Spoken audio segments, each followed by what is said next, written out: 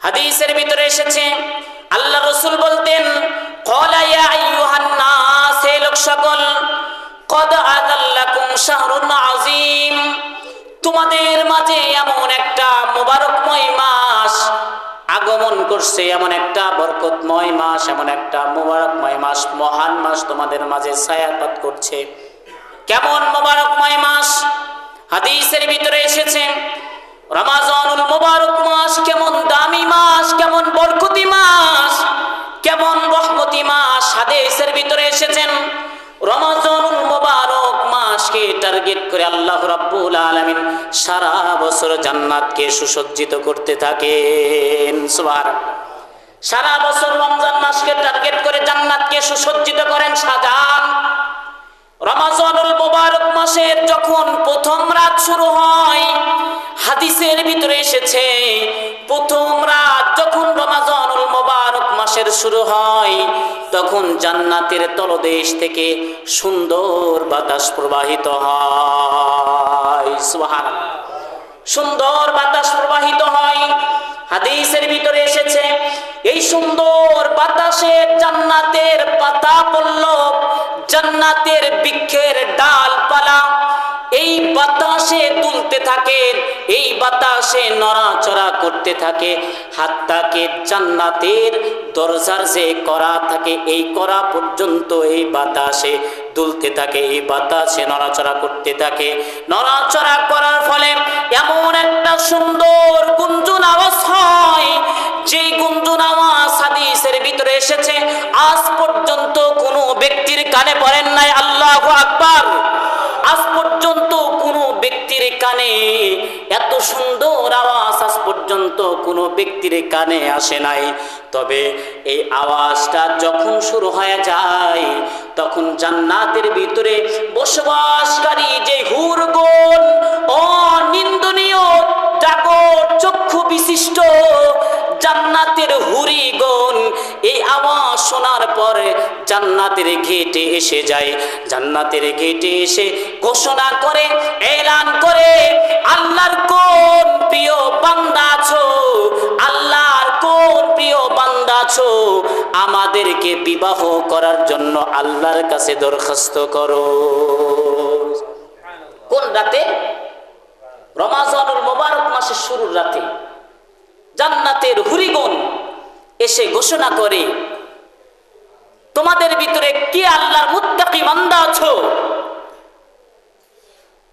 আমরা তাদেরকে বিবাহের জন্য প্রস্তাব রাখিতেছি, তোমরা আমাদেরকে বিবাহ করার জন্য আল্লাহর কাছে প্রস্তাব রাখো। অনিন্দনীয় ডাগর চক্ষু বিশিষ্ট হুর। অনিন্দনীয় বলতে কাকে বলা হয়? অনিন্দনীয় যার কোনো নিন্দা নাই, যার কোনো কি নাই, নিন্দা নাই। যেই হুরিগণ কখনো বুড়া বৃদ্ধ হবে না, বিদ্যা হবে না, যাদের কখনো অসুস্থ হবে না, মাসের কোনো অসুস্থ হবে না, জ্বর আসবে না, ঠান্ডা লাগবে না, কালো হবে না, তাদের চোখ ছোট হবে না, টেরা হবে না, শরীরে কোনো গন্ধ থাকবে না।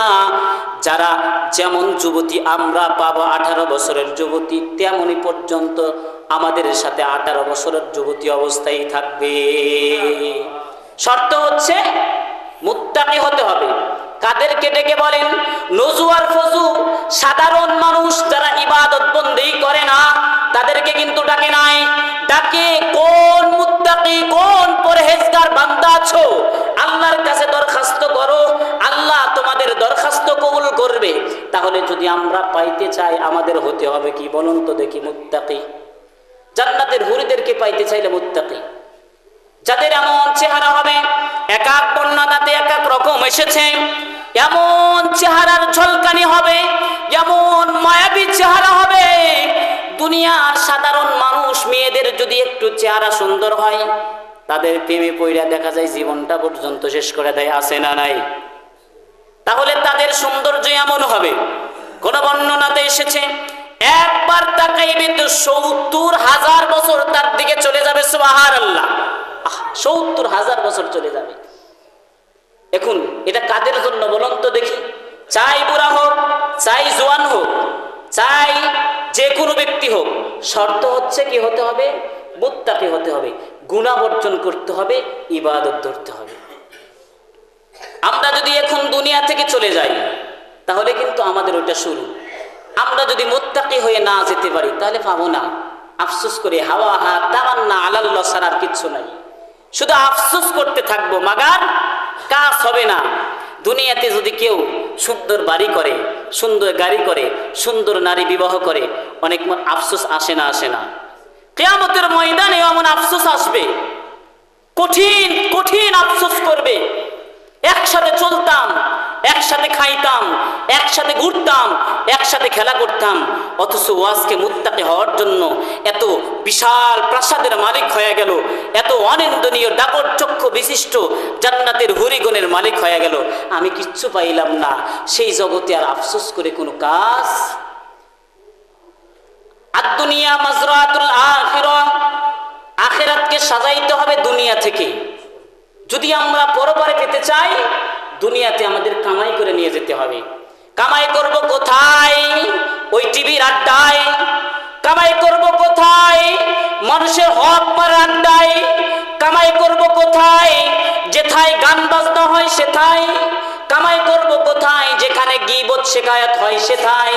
নাকি কামাই করব সেথায় যেখায় আল্লাহর গুণগান হয়, মসজিদ আর মাদ্রাসায়, হক্কানি ওলামা ইকরামের কাছে।